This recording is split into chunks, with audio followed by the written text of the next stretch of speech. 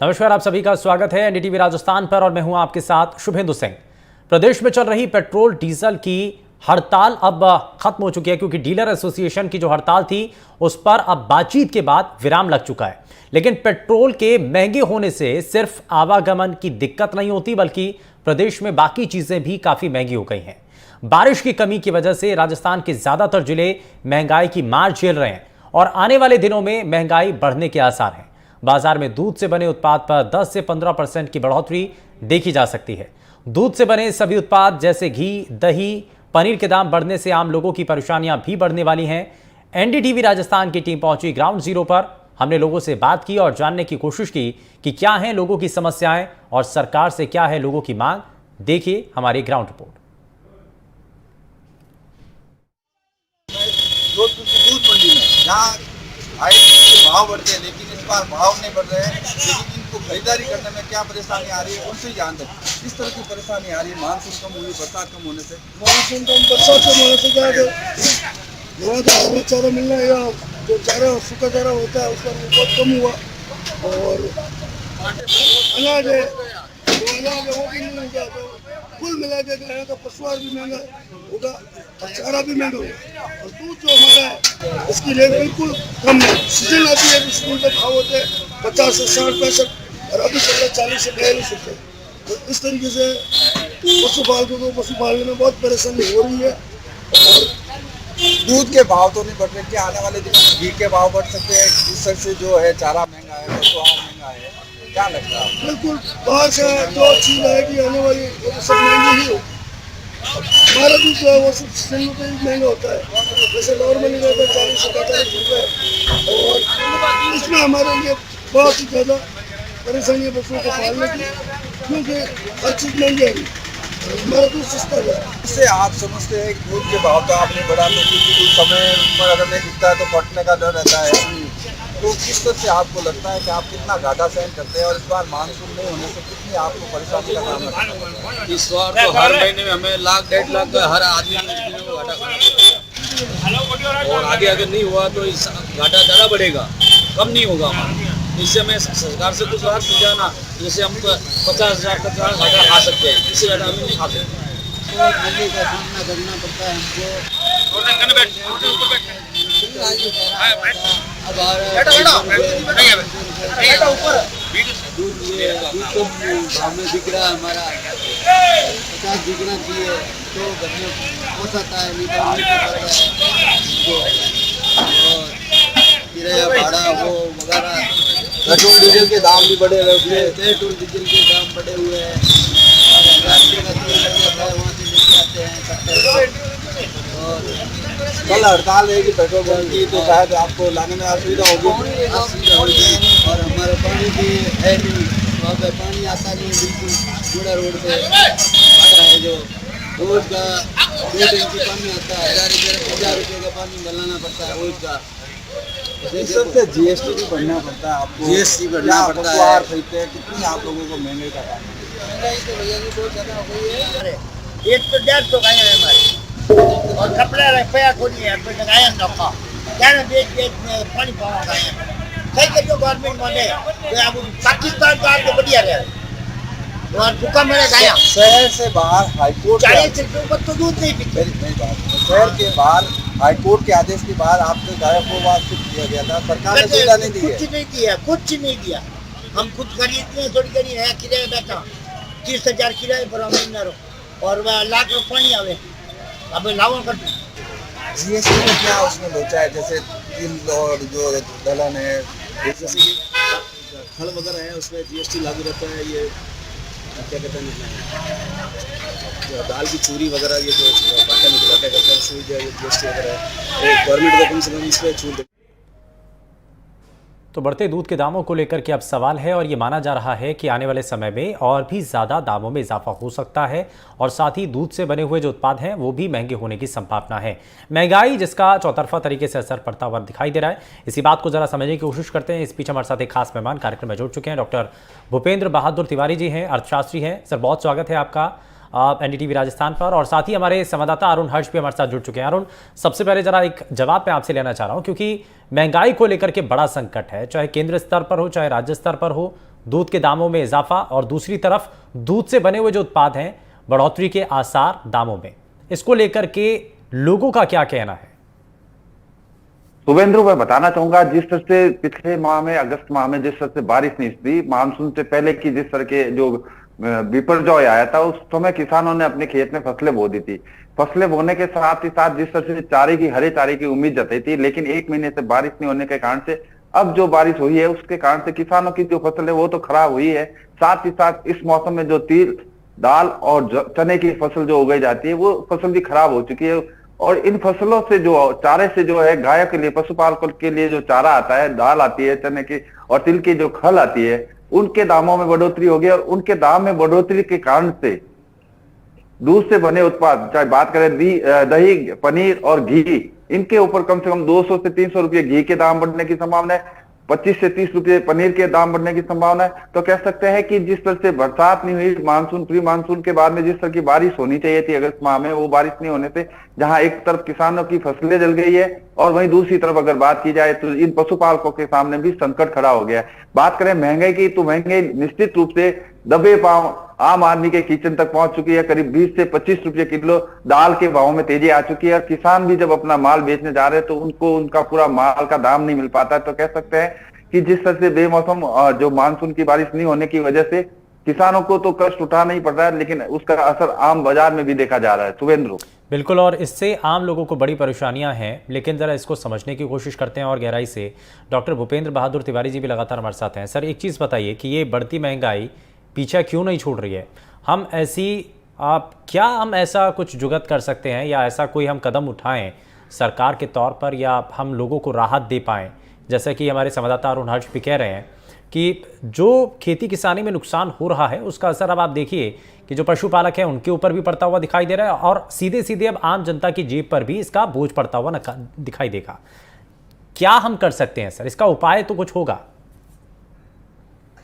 देखिए, एक तो ये है शुभेंदु जी की जो किसान है, खास करके जो राजस्थान के किसान हैं, उनका एक थोड़ा सा एक दिक्कत ये होती है कि अगर वो सिंचाई करने की कोशिश भी करते हैं तो उनको थोड़ा सा वो महंगा पड़ता है, क्योंकि वहां पर भूमि जो है वो क्षारीय है और क्षारीय अम्लीय भूमि होने की वजह से जो सिंचाई का वो ज्यादातर उनको बरसात का फ्रेश वाटर चाहिए होता है। सिंचाई वाला जो जल होता है जो स्टोरेज करके रखते हैं, वो स्टोरेज से वो भूमि फूल जाती है और उस भूमि के फूलने से उनके फसल को ज्यादा नुकसान पहुंचता है, वो उतना प्रोडक्शन नहीं दे पाता है।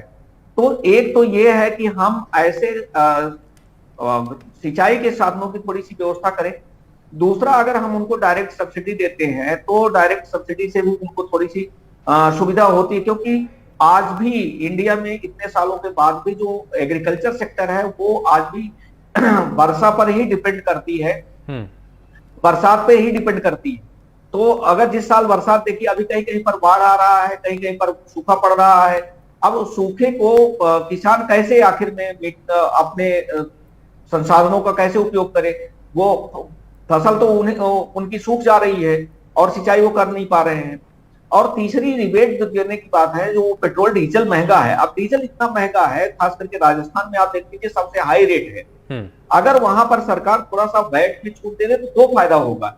एक तो ये है कि उनको सिंचाई के लिए जो डीजल ही यूज कर सकते हैं, तो डीजल अगर यूज करेंगे उनको मिलेगा तो थोड़ा सा सिंचाई का लागत कम हो जाएगी। अच्छा, आज हालांकि इस पर बैठक भी हुई थी और कैबिनेट मंत्री के साथ जब डीलर एसोसिएशन की बातचीत हुई तो उसमें फिलहाल जो हड़ताल चल रही थी वो फिलहाल स्थगित हो चुकी है, खत्म हो चुकी है, कुछ दिनों के लिए शांत हैं, रोक ली गई है।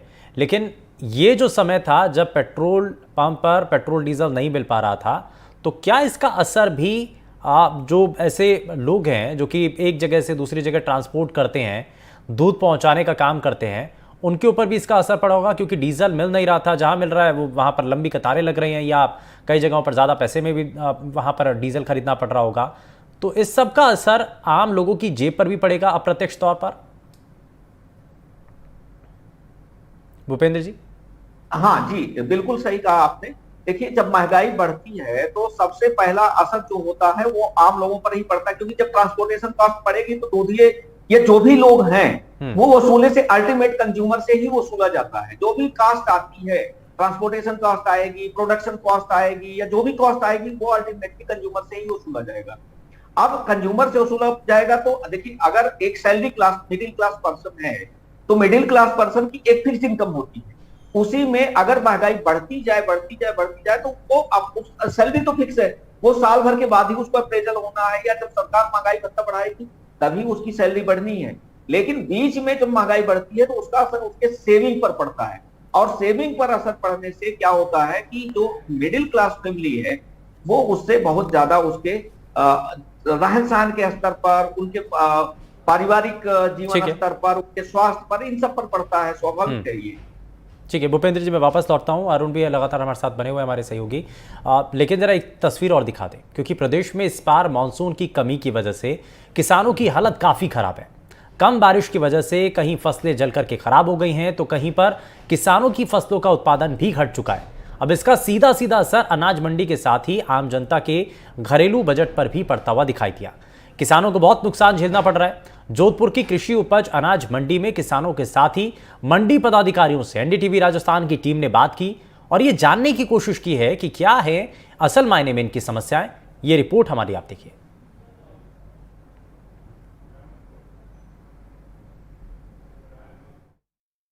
राजस्थान में थार रेगिस्तान की जब बात आती है तो चुहन में खेत खलियान दिखते हैं, लेकिन राजस्थान के अगर जोधपुर की बात करें तो इस बार महंगाई का तड़का जो है वो आम जनता की रसोई पर भी पड़ा है, जिसका बड़ा कारण पश्चिमी राजस्थान में कम मानसून माना गया है।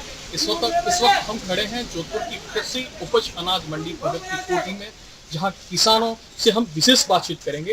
इनका कहना है कि इस बार कम मानसून की वजह से इनकी जो विशेष रूप से जो दलहन की फसलें हैं उसको काफी नुकसान पहुंचा है, जहां 50% की फसलें खराब हुई है। हमारे साथ में है कृषि उपज मंडी के सचिव दुर्गाराम जाखड़।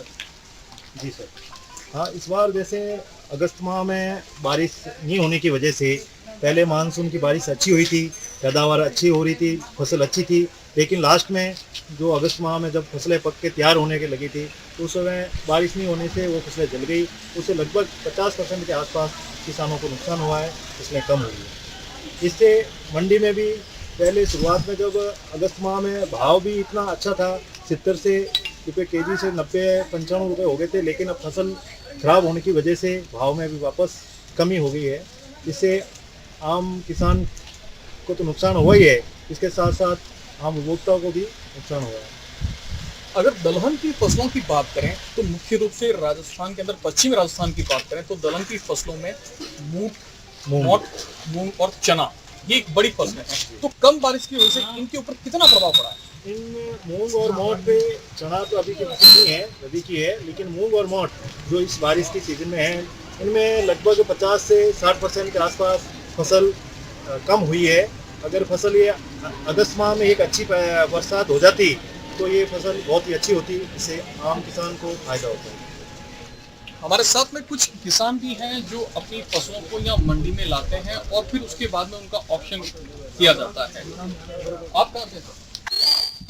बरसात दी बुछोड़ी है, कोई बुछोड़ है घाटा ही था। कष्टकार तो बोले कि घाटा भी है, फसल दी भी कष्टकार भी जो कम फसल दी भी बुछोड़ ये बस चार होता। कोई बरसात हो तो मेले तो खराब हुए कुश्ती तो जमाना कश्ती कल बरसात हुआ अच्छो तो उनमें बढ़िया थे। महीना 1.5 महीने बरसात दी गई, साफ सुखो है। मानसून की बारिश तो अच्छी हुई थी, लेकिन जब मानसून समाप्त होने को था उस समय कम बारिश हुई है, तो उसका कितना प्रभाव आपकी फसलों पे पड़ा है? तो खूब बढ़िया है, घड़ा है 50% कम, 8 कम पड़ गया। बीजे 8 का रुपया होता है तो 8 कम पड़ गया, 400 है जो कुछ। तो इनका कहना है कि फसलों को नुकसान करीब 50% तक नुकसान हुआ है, और अगर किलो में बात करें तो 15 दिन के अंदर करीब 1 किलो पर 15 से 20 रुपए की वृद्धि हुई है, और अगर क्विंटल की बात करें तो प्रति क्विंटल 1500 से 2000 रुपए पर क्विंटल भाव में वृद्धि हुई है। ये कृषि उपज मंडी में व्यापारी हैं जो लंबे समय से यहाँ व्यापार करते हैं। इनसे जानते हैं कि इनकी फसलों में और कितना नुकसान हुआ और कितने भाव में तेजी हुई है। समय पे पहले बारिश हुई थी जून महीने में, उस समय तो प्रॉपर खूब अच्छी बिजाई की लोगों ने, और फसल भी अच्छी हुई थी जी, मतलब डैडी जूनी हो गई थी। वैसे तो बिजाई में कोई कसर नहीं थी, किसान भी बहुत खुश थे, हम व्यापारी भी बिल्कुल प्रॉपर थे। तो पहले का माल था वो हमने सब निकाल दिया था। अब पीछे से सेकंड बारिश वो आनी चाहिए, वो भी एक बार आई और उसके बाद में बिल्कुल नहीं है। 50 दिन तक आज की टाइप पे 50 दिनों में कोई तरह की बारिश नहीं है। उससे टोटल जो फसलों में दाना लगने के समय पर पानी खींच रहती है, वो पानी नहीं मिलने से पैदावार में 30 से 40% ही हुई है टोटल, मतलब 50-60% नुकसान हुआ है कहने का। ऐसे टाइम में एक बार तो व्यापार के मतलब भाव बढ़े मूंगों के 100 के लगभग पहुंच गए थे। वैसे ही आवाजें आई और नेफेड का माल एमपी का गवर्नमेंट ने छूटना शुरू किया, उससे वापस मूंग 80 पर आ चुका है।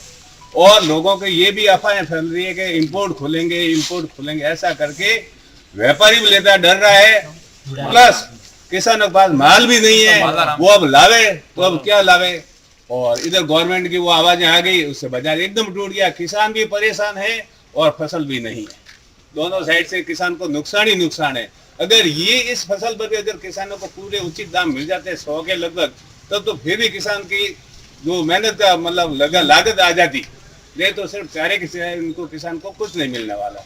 और प्लस गवर्नमेंट ने अब ये आवाजें दी है इंपोर्ट करने की, नेफेड का माल छोड़ने के बराबर। जैसे किसान का माल आया उस समय नेफेड का माल छोड़ने पर, तो इससे किसान को प्योर नुकसान हुआ है। कई मंडियों में किसान आंदोलन कर रहे हैं कि ये हमारा माल 100 की जगह आप 70 में, हम व्यापारी कहाँ से लाएं, जो गवर्नमेंट ही नहीं दे रही है, गवर्नमेंट नीचे भाव पर बेच रही है, तो हमारे पास तो दूसरा चारा है नहीं, मिले जाएंगे तो वहाँ से जाएंगे। तो इससे प्योर किसान को नुकसान है और हम व्यापारी को भी वैसे नुकसान है। लेकिन इस बार सीधा प्रभाव जो है इनकी पैदावार पर देखा गया है और यही महंगाई का तड़का आम जनता के घर और किचन तक भी देखने को मिल रहा है। भाव घटने की वजह से भाव घटने की वजह से जो है अब किसानों की भी उम्मीद है कि सरकार भी इनकी पीड़ा सुनेगी। जोधपुर से कृषि उपज मंडी से मुकुल परिहार, एनडीटीवी इंडिया। तो रिपोर्ट दिखाने का हमारा मकसद यही था कि आप ये समझ पाएं कि असल मायने किसानों के सामने कितनी बड़ी परेशानियां हैं और चुनौती बहुत सारी हैं। मैं भूपेंद्र बहादुर तिवारी जी हमारे साथ लगातार बने हुए हैं, अरुण हर्ष हमारे संवाददाता भी हैं। अरुण, जरा जल्दी से एक रिएक्शन, क्योंकि किसानों की परेशानियों को एक लंबे समय तक आपने कवर भी किया है। बहुत सारी परेशानियाँ हैं, चाहे जो पशुपालक हैं उनकी परेशानियाँ हों, किसानों की परेशानियाँ हैं। ये मौसम के ऊपर बहुत हद तक निर्भर है और इसको लेकर के सरकार चाहे कुछ भी कर ले, लेकिन हमेशा से अगर बारिश की बेरुखी रहती है तो किसान परेशानी में आता है, अगर ज़्यादा बारिश हो जाती है तो फसलों को नुकसान पहुंच जाता है। तो असल मायने में किसानों के इस दर्द को समझने वाली सरकार भी चाहिए, और चाहिए चाहे कोई भी सरकार हो, क्योंकि किसानों के इस दर्द को समझना बड़ा ज़रूरी है।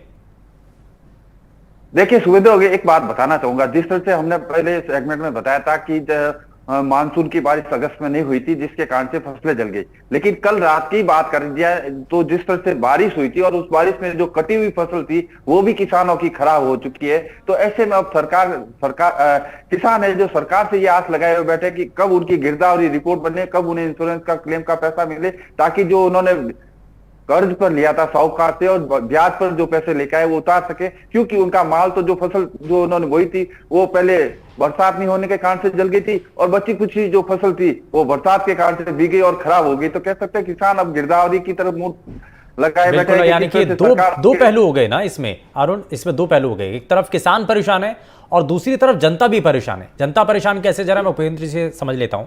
सर, इसका पहलू दूसरा ये भी है कि जब फसलें नहीं होंगी या इससे नुकसान होगा, पशुपालकों को भी इसमें बड़ी परेशानी हो रही है और जनता को भी परेशानी हो रही है, क्योंकि जो खाने पीने की चीज़ें हैं, जब फसलें खराब होंगी तो खाने पीने की चीज़ें जाहिर सी बात है, लाजमी है कि वो महंगी हो जाएंगी। तो इससे जनता को भी परेशानियों से जूझना पड़ रहा है। देखिए एक चीज आपको और बता दें, केवल जनता को ही नहीं जूझना पड़ेगा, सरकार को भी जूझना पड़ेगा। जब सामान महंगा होगा, जनता की जेब पर असर पड़ेगा, खाने पीने की चीजें महंगी होंगी, उनकी सेविंग पर असर पड़ेगा, तो मार्केट से जो डिमांड है अन्य वस्तुओं की उसकी भी कमी होगी। डिमांड कम हो जाएगी तो टैक्स कलेक्शन कम होगा, तो सेल कम हो जाएगी, टैक्स कलेक्शन कम होगा और टैक्स कलेक्शन का असर सीधा सीधा उसके सरकार के खजाने पर पड़ेगा। तो सरकार को भी इसका भुगतना पड़ेगा। तीसरी बात मैं आपको और एक चीज बता दूं, इंडस्ट्रियल सेक्टर, जिस साल फसल अच्छी होती है, जिस साल लोगों किसानों की आमदनी अच्छी होती है, किसान के पास सेविंग ज्यादा होता है, उस साल औद्योगिक क्षेत्र में ज्यादा तेजी देखने को मिलती है, हमेशा तेजी रहेगी। लेकिन जिस साल ये सूखा पड़ता है या किसानों के ऊपर महंगाई की मार पड़ती है, सेविंग कम होती है, उस साल इंडस्ट्री में डिमांड कम हो जाती है और उसका असर पड़ता है इंडस्ट्री में मांग पर, और मांग के पश्चात पड़ता है इंडस्ट्री के एम्प्लॉयमेंट पर। तो जीएसटी का कलेक्शन इंडस्ट्री से भी तो सरकार को होना है, ठीक है, वहां भी सरकार का जीएसटी कलेक्शन कम होगा, टैक्स कलेक्शन कम होगा, तो सरकार के खजाने पर भी इस महंगाई का असर पड़ेगा। केवल अच्छा, एक चीज और भी भूपेंद्र सर, एक चीज थोड़ा सा और बताइए। औद्योगिक विकास चाहे कितना भी कर लीजिए, लेकिन खेती किसानी जब तक उन्नत नहीं होगी तब तक ये जो हम कह रहे हैं ना कि महंगाई के बोझ तले हम दबते चले जा रहे हैं, उससे राहत तब तक नहीं मिलेगी। देखिए, इससे राहत तब तक नहीं मिलेगी जब तक कि ग्राउंड लेवल पर जो किसानों के उत्पादन की लागत है, जिसको हम लागत कहते हैं, प्रोडक्शन कॉस्ट कहते हैं, वो जब तक कम नहीं की जाएगी। और प्रोडक्शन कॉस्ट कम करने का एक ही तरीका है कि पेट्रोल और डीजल पर आप टैक्स घटाइए, ट्रांसपोर्टेशन कॉस्ट कम करिए। अच्छा, एक पहलू ये भी होता है सर कि हम टेक्निकली चीजों को किसानों को मुहैया करा पाए, हम तकनीकी चीजें उन तक अगर पहुंचा पाएंगे तो शायद जो क्षमता है किसानों की वो ज्यादा और खेती किसानी के लिए बेहतर हो सकेगी। लेकिन सवाल ये किसानों की तरफ से उठ जाता है कि साहब वो मशीनें इतनी महंगी, इक्विपमेंट इतने महंगे कि उसको आप इस्तेमाल ही नहीं कर सकते हैं। नहीं, उसके साथ देखिए, वो बिल्कुल सही कहा है। हाँ। उन किसानों की इक्विपमेंट्स को जो आप मुहैया करा रहे हैं, मान लीजिए आप सब्सिडी दे करके उसको सस्ता भी कर देंगे, हमारे जोत का आकार जो होता है ना, जो फार्म साइज होता है, मान लीजिए हम छोटे जोत वाले किसान हैं, ठीक है, अब छोटे जोत वाले किसान उन इक्विपमेंट का इस्तेमाल करें। 14 लाख की मशीन आ रही है, हार्वेस्टिंग मशीन, वो कहाँ उसका यूज कर लेगा? मान लीजिए उसको सब्सिडी देकर के आप थोड़ा कम कर दीजिए, तो उसके जोत का आकार भी तो डिपेंड होना चाहिए उस टेक्नोलॉजी को प्रयोग करने के लिए। तो जोत का आकार, एक तो जैसे जैसे हमारे यहाँ पॉपुलेशन बढ़ रही है, जोत का आकार छोटा होता जा रहा है, तो प्रोडक्शन का एक बड़ा अर्थशास्त्र में बड़ा सैद्धांतिक विषय है कि जैसे जैसे हमारे प्रोडक्शन का साइज कम होता है, वैसे वैसे प्रोडक्शन की कॉस्ट बढ़ती जाती है, और जैसे जैसे प्रोडक्शन का साइज बड़ा होता है, एवरेज प्रोडक्शन कॉस्ट घटती जाती है। और तो इसीलिए इस पर भी ध्यान देना होता है। टेक्निकली जो चीजें हैं, जो इक्विपमेंट्स हैं, वो किसान इसलिए उनका इस्तेमाल नहीं कर पाते हैं क्योंकि छोटी जोत के किसानों की संख्या थोड़ी सी ज्यादा है। मैं जरा वापस से रुक कर लेता हूं अरुण हर्ष का। अरुण, गिरदावरी कराने की मांग जो की जा रही है, कम से कम शुरुआत तो हो, किसान यही चाह रहे हैं कि अगर जो नुकसान पहुंचा है उसका आकलन तो कर लीजिए साहब, ठीक है, भरपाई का पैसा बाद में दीजिएगा, पहले आप शुरुआत तो कीजिए।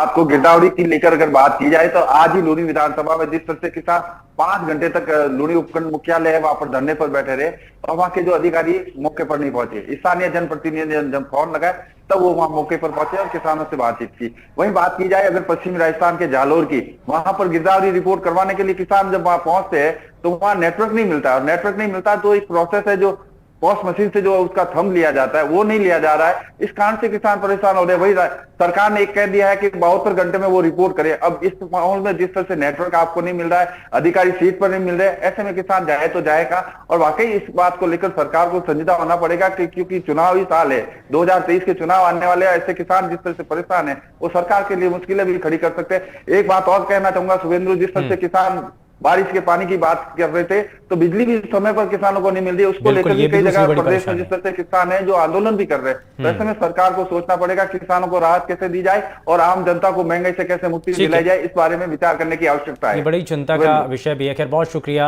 हमारे साथ जुड़ने के लिए अरुण हर्ष, और साथ ही हमारे साथ अर्थशास्त्री भी जुड़े जिन्होंने बड़ी बारीकी से समझाने की कोशिश की। बहुत शुक्रिया आपका भी।